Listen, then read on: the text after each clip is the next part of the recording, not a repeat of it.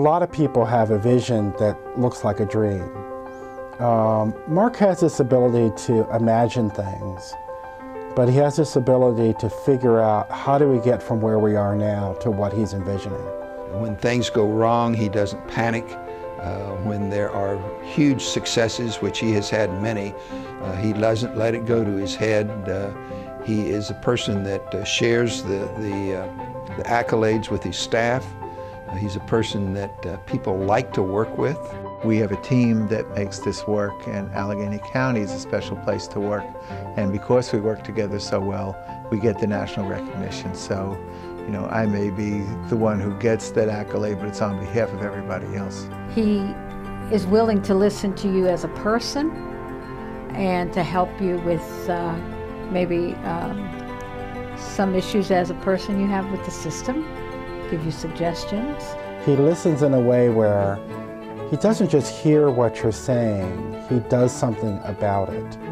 So what he hears translates into Marc being affected by it, and then he does things to respond. He always has good advice, good insights. He's always willing to listen. He is generally knowledgeable about a wide spectrum of social services. He's just a terrific person. We met at a meeting, and I remember well because I challenged him with hard questions, and so we had a few tense words, and then I decided I better invite him to the agency, so I invited him here, and I decided to invite some consumers who really in those days, child welfare was in the newspapers and the news, really nailed him with questions, and I thought, oh my word, you know, here is the new Director of Child Welfare Services, and all my clients were yelling at him, and afterwards he said, that was really good. I enjoyed that, so that was the first signs I knew he was someone special. He's willing to accept a modicum of risk because he knows that organizations have to grow and to try new things, and so, you know, he's always looking and receptive to a better way of doing something.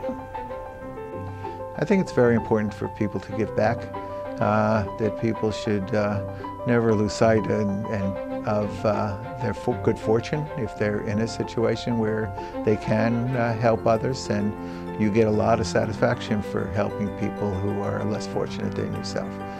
So volunteering and helping and giving back to your community is, I think, a very, very positive thing for people. He has brought national recognition to a program that was struggling when he first came here, and is now held up as an example all over the country as the way to run a human service organization. So he deserves any kind and every kind of accolade that he could possibly have. Marc has an innate sensitivity towards the needs of others. He thinks about other people